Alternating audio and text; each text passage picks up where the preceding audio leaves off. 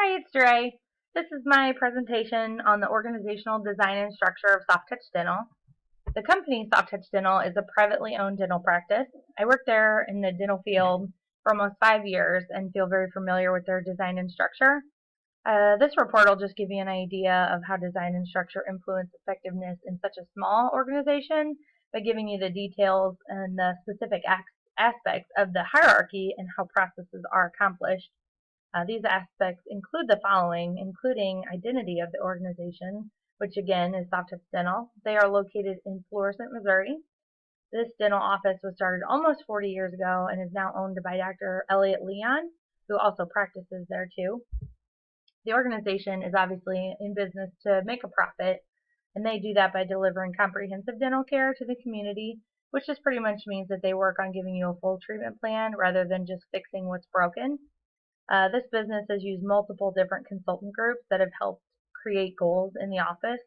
Unfortunately, the consultants had a high turnover and they switched too often to actually see true results of what those goals led to, which also led to a lack of organizational commitment. When the consultants were there, they kept the focus on scheduling, producing, and collecting because essentially, if you can't schedule it, you cannot produce it, and then you also cannot collect from it. Each doctor keeps their own schedule each day with 3 columns, as you can kind of see here. The first column is what we call the rock column, which has procedures that take up a lot of doctor time and are typically the most high in dollar amount as well.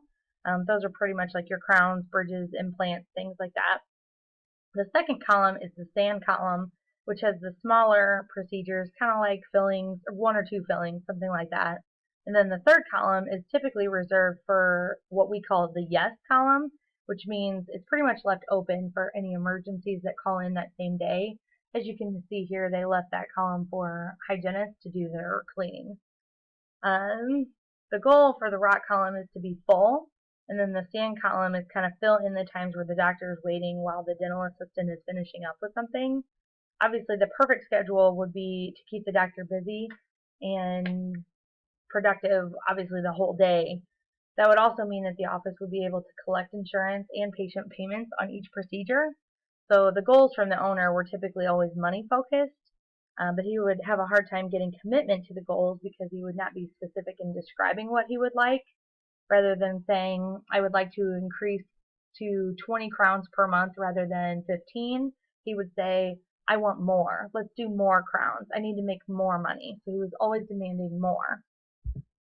Work specialization. The tasks of the office were separated into job functions. So in the office, there are 4 positions, including doctors, hygienists, dental assistants, and business assistants. The doctors take care of the dental procedures while the assistants help them, typically at the chair side with instruments and cleanup, things like that.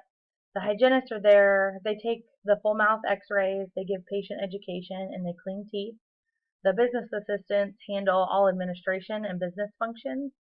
Each job is specialized, but if there is downtime, many of the staff members had cross-trained abilities to be able to help other departments. And what I mean by that, for example, is a hygienist, if they were running behind, a dental assistant could come in and take their next patient's x-rays just to get them started. And this integration helped the office reach their goals of being able to schedule patients and produce dentistry. Departmentalization.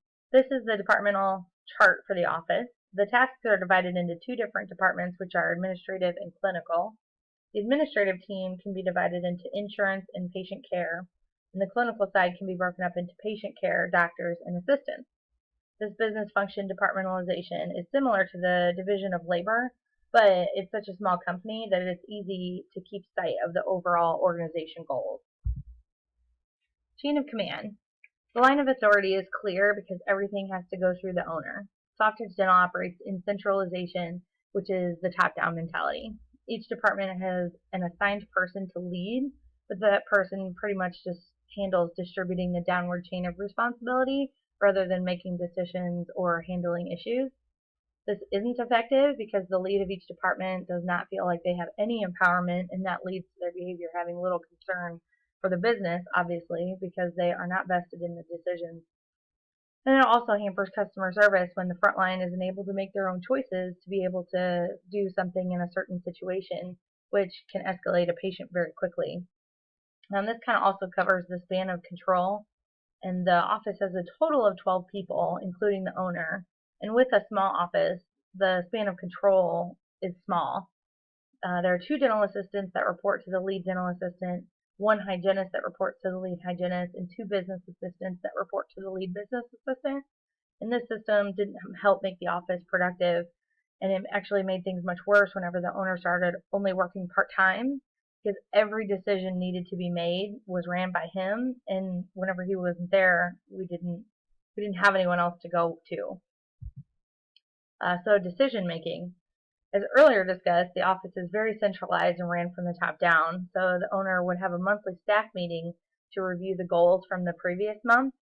Before this meeting, he would post a discussion list for the staff to write down their concerns to be discussed in the meeting. That was pretty much the extent of the collaboration from the team, and I would just say that that was a reactive approach to issues rather than proactive.